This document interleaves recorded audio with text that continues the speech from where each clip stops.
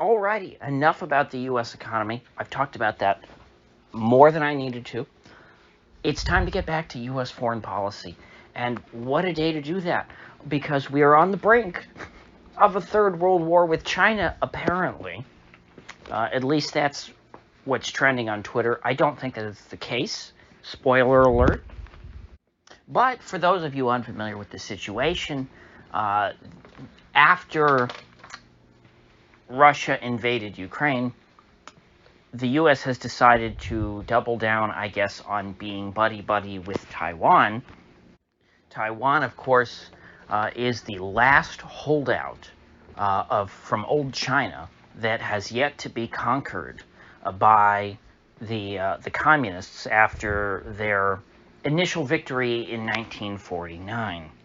Before the modern-day People's Republic of China, there was what was called the Republic of China, and that was led by Chiang Kai-shek, a military dictator, and it encompassed all of modern-day communist China, as well as Taiwan. Now, initially when Mao took over, he controlled mainland China, minus Taiwan, Hong Kong, Macau, and I believe Tibet. Now, Tibet was integrated fairly quickly into communist China, and those of you who are old enough might remember the Free Tibet bumper stickers. And there was a good movie with, I think, Brad Pitt called 7 Years in Tibet. The Dalai Lama, of course, is the exiled leader of Tibet. I believe he was still a young child when Mao's forces took over his country, and he was forced to flee and, become a roaming exile. Then there's the story of Hong Kong, which was turned over back to the Chinese by the British, by Margaret Thatcher, which I think was a terrible betrayal of the people there. Hong Kong, was definitely a very different place from communist China. But as the years go by, it is rapidly being integrated into mainland China, and before long will be indistinguishable and pretty much be just another Chinese city like Shanghai or Beijing. Next came the integration of Macau, the Las Vegas of the Portuguese Empire. It was an even smaller little. I think Macau is only an island, although it might have a little bit of strip, like a peninsula, attached to mainland China. But it was controlled by the Portuguese for a very, very long time, and the Portuguese eventually gave it up in 1999, long after they gave up the rest of their empire, which was much harder to maintain. Well, I don't want to get into the Portuguese colonial wars, but anyway, as of now, all of the former Republic of China, which itself supplanted the old imperial China, has been integrated now into the modern communist state, except for Taiwan, which still flies the flag of the old Republic of China. Taiwan is the place where the supporters of the old non-communist republic, which is kind of a misleading name. It wasn't democratic or anything like that. It wasn't that Republican. It was a military dictatorship, or maybe not officially a military dictatorship, but it was a dictatorship that was led by a guy who was in the military. I don't want to get too deep into political theory, but there is a distinction there. And so Chiang Kai-shek and his supporters, including all of the, I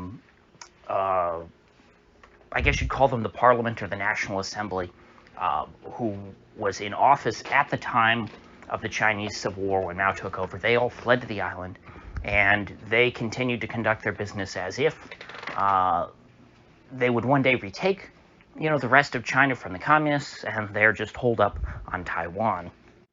And so Taiwan itself, I think, only had, maybe 1 or 2 elected representatives to this National Assembly, because the rest of these representatives were from all across the other parts of China.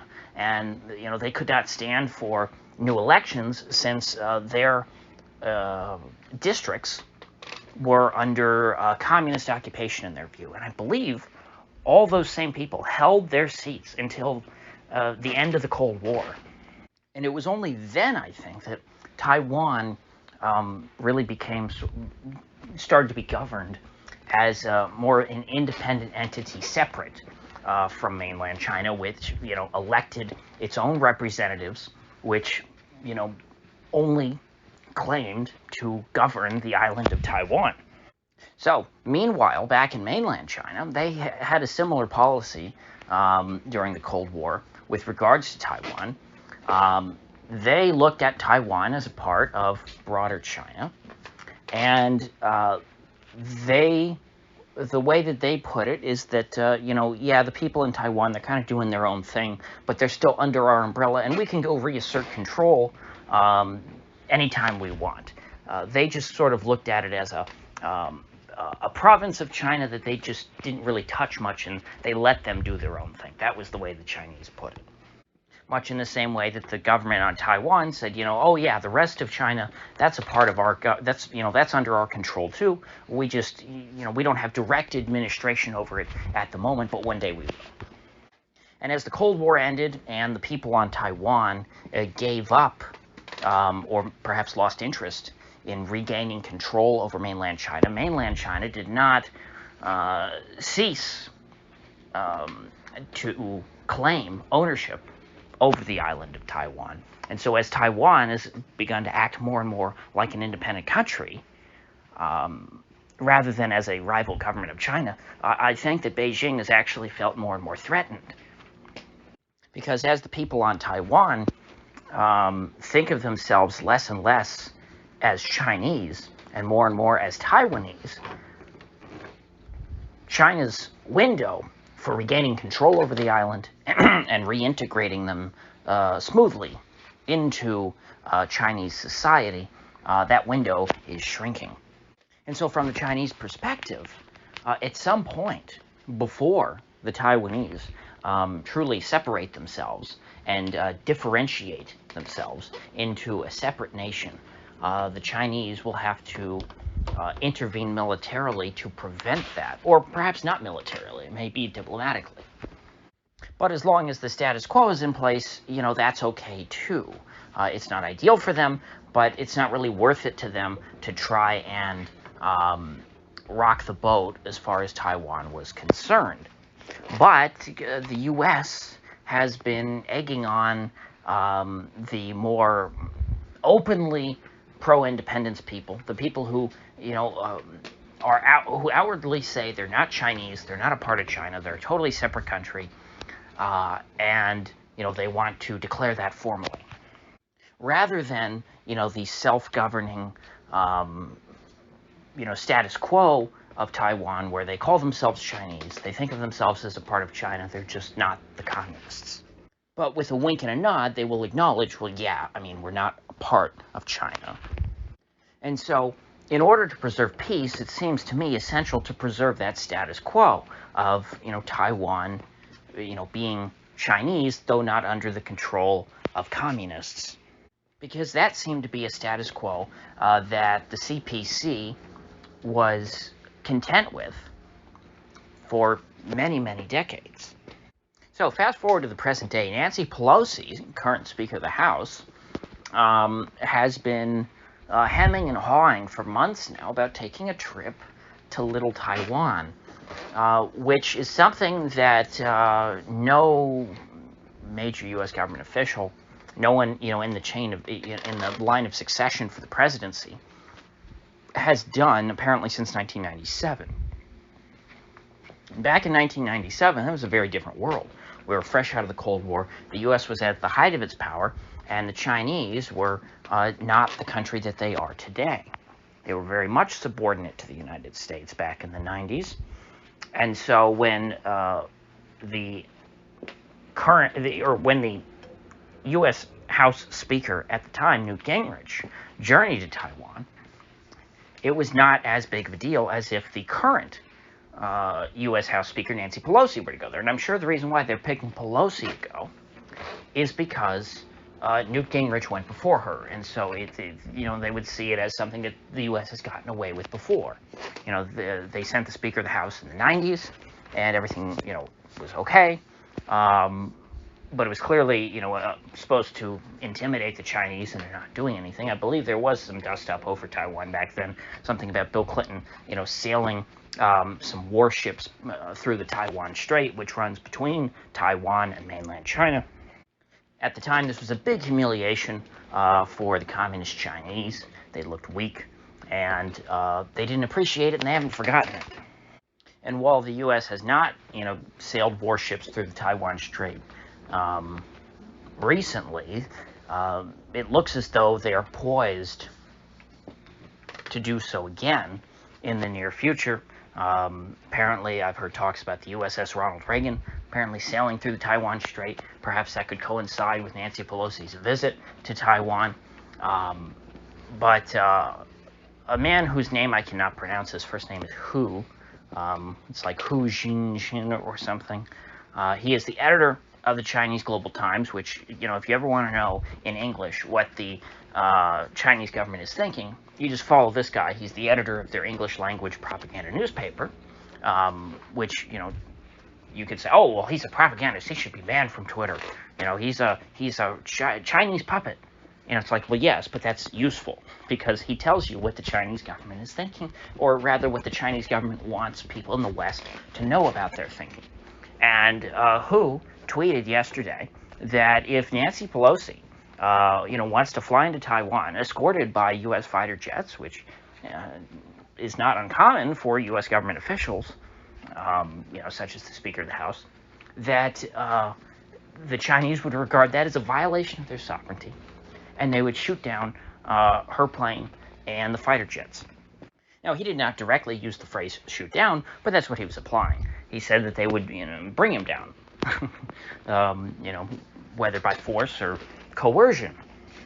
And the reason why the Chinese are taking this stance is that they regard Taiwan as a part of their sovereign territory, and they have not granted permission to Nancy Pelosi to fly in there with American jets. Particularly American military jets. I think that's the real issue here. Is they, they're drawing a line at U.S. military planes flying into what they regard to be Chinese territory, even though obviously Taiwan is, not in any real sense Chinese sovereign territory. Taiwan was only briefly under the control of a unified China for a couple of years after World War II. Because from, 1895 through the end of World War II, Taiwan was governed as Japanese Formosa. In fact, there's still some old people in Taiwan who are old enough to where they grew up, under the Japanese education system, and, they consider themselves to be, loyal more. If they were going to reunify with anyone, they'd say, well, we want to be a part of Japan rather than China, because that's, when I grew up, we were Japanese. Even though, they don't speak Japanese, but they were, they were colonials. They were colonized people, but they were loyal to the Japanese Empire. There's still some of those people who exist.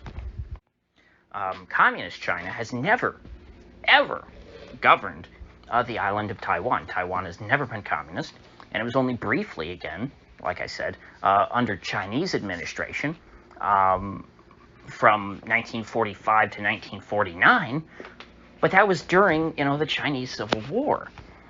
So I don't even know if you could really count that. I mean, because, what is China at the time was a question that was up in the air. So, Taiwan has not been unquestionably under the rule of mainland China, under the uncontested rule of mainland China since the 1890s.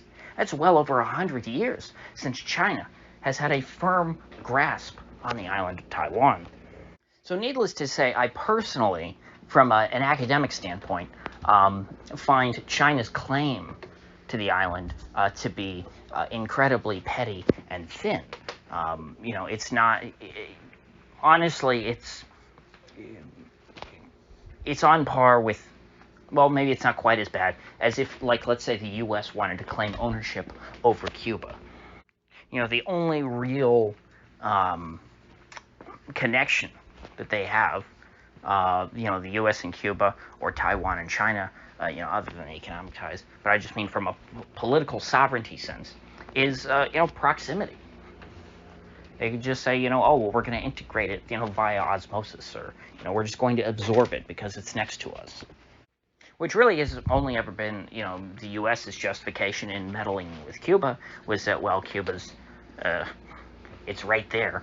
You could just take a boat from Miami and voila, you're in Cuba. The Chinese make the same case, hey, you jump in a boat, you cross the Taiwan Strait, bam, you're in Taiwan. And so they don't like foreign powers coming and meddling in their neighborhood. And that part, I think, is a legitimate concern on their part. What was her name? Caitlin Johnstone tweeted out, an interesting map, and it just said it was a map of the U.S. and Cuba, except that the names were changed. The U.S. was changed to China, and Cuba was changed to Taiwan, because that's, really all it is. It's an analogous situation. The U.S. got very upset when the Soviet Union came and started meddling in Cuba because Cuba is right next to us. Likewise, the Chinese feel very threatened and very offended with the U.S. meddling in Taiwan. This is something we should be able to understand. It's something that the U.S. government should be able to relate to and should be able to navigate. Because all they have to do is put themselves in China's shoes and say, gee, if we were dealing with Cuba over this, how would we respond? And then using that, strategic empathy, they can then, craft a policy that will not provoke China into invading Taiwan, which they seem poised to do. Because of, from the Chinese perspective, they're saying, well, gee, it's now or never. If the U.S. is pushing this hard to try and integrate Taiwan, into their world order and make Taiwan, less Chinese than ever, this could be our last chance to try and integrate, Taiwan into China, or else it might be as different, from us as Vietnam. Because, no matter how much more powerful China is, than a country like Vietnam. Vietnam will never be China because they're not Chinese. They don't think of themselves as Chinese. They're a totally separate nation. Now, the people in Taiwan, they do still speak Mandarin. So, the mainlanders have that going for them when they're trying to integrate these people into their society. And it doesn't look like that's going to change anytime soon. And I don't think that the people in Taiwan are going to suddenly learn another language, like Japanese or English or Cantonese. And the language principle, as Ludwig von Mises called it, is a very powerful one when it comes to trying to build a national identity. Mises argued back at the end of World War I that the most objective way of trying to draw national borders is by simply looking at language barriers. And where certain languages start and stop, that, should be considered to be your objective national borders. And by that principle, Taiwan is more Chinese than Hong Kong was when it was absorbed into, modern communist China. Because when the Chi-Coms took over Taiwan, Mandarin was, I believe, a distant third in terms of spoken language, and especially first languages. People in Hong Kong spoke Cantonese and English, not Mandarin. Nowadays, they've changed that rapidly by bringing in, Mandarin speakers and trying to outnumber the English and Cantonese speakers. But at the time, what I'm saying, when they started the starting point that the Chinese had when they first came into Hong Kong, it was much less Chinese than Taiwan is today. And so what I'm trying to tell you is that from the Chinese perspective, integrating Taiwan is not only something that they want to do, it's something that they can do. It's something that at this point is within their power. They have done it with a far less cooperative territory, a much more difficult place in the form of Taiwan or Hong Kong has been subjugated. It has been integrated, and so they have the confidence that they can and will integrate Taiwan back into their system. Now, at this point, if I were in the United States' position, and I honestly wanted to help preserve Taiwan as it exists today, and keep them out of the clutches of Beijing, I would do my best to preserve the status quo, both politically, internationally, and not try to advance the, largely symbolic concept of Taiwanese independence, because Taiwan has been independent from of China since 1949. It has had no real connection to mainland China for, what is it, over 70 years at this point, right? And so by, the idea of advancing Taiwanese independence, all that really means is rubbing China's face in it. And that is something that will insult them and provoke them into doing exactly what the Ruskies are doing in Ukraine right now, and that is taking back what they think is theirs. The Ruskies would have been happy with the Minsk Accords had they been enforced. They would have been okay with the status quo as long as they'd been respected and, the U.S. had not tried to just, shove their face in the dirt. But the U.S. got cocky. They didn't care. They just wanted to insult the Ruskies and completely shred the Minsk Agreement, pretend that it didn't even exist. And the Ruskies warned him. They said, hey, we need to fix this situation. This isn't working. Tens of thousands of people killed in the Donbass war since the peace agreement was signed.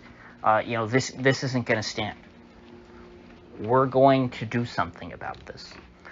They kept building up their troops and building up their troops. And what did the Biden administration do? They pulled down their pants and they wiggled their ass in Putin's face. And you know what he did? He kicked it. And now they're trying to do the exact same thing to Xi Jinping and the Chinese. And it doesn't take a very high IQ to determine that this doesn't end well. I'll admit, I did not think that the Ruskies would invade Ukraine. I thought it was all a bluff and a negotiating position, and I think it started out that way. But the problem is that the U.S. refused to take a hint. At every turn, the U.S. insisted on calling Putin's bluff, and eventually he had to deliver. Now they're putting Xi Jinping in the same position. And while 2 years ago, before Biden got in, I would have thought, oh, this idea that, China would invade Taiwan, that's a fever dream. It's just, there's not enough in it for them. Sure, would they like to? Yeah, but I mean, that would just, why would they stir up all that trouble when the status quo is working just fine? Well, now the status quo is not working for them because the U.S. is trying to break the status quo, and they refuse to take a hint. They're not backing down. And at the end of the day, just like Barack Obama said about Russia and Ukraine, Russia cares a lot more about Ukraine than we do, so we can't back them into a corner. Eventually, as we're taking the escalator up, we're going to jump off before they do. The same is true with Taiwan. At the end of the day, Taiwan is China's Cuba. It's much more important to them than it is to us. Just like, Ukraine. It's right next to Russia. Taiwan, right next to China. We're going to provoke the Chinese just enough for them to destroy Taiwan. And then we're going to leave them to pick up the pieces. And as far as the, for the folks in Taiwan, they might get a statement issued by the White House going, oops, or sorry, or they probably won't even get that. They'll just get condemnations of China. But we're not going to save Taiwan. We can't save Taiwan. At least not the way we're going about it. Not through, brute force. No. The way you would help Taiwan is by trying to be a friend, trying to act as a mediator, and doing what you can to preserve the status quo and making the argument that, hey, everything's going just fine. Because it's not as if the Chinese are raring to go. They want to invade Taiwan every day, because that has costs for them, just like there are costs to Russia for invading Ukraine. But when you make the costs of not invading so high that it outweighs the costs of invading, that's when they're going to do it. I mean, is this really that hard to figure out? If you don't want the Chinese to invade Taiwan, make sure that peace is more profitable for the Chinese than war. So, with that said, I will see you folks back here tomorrow.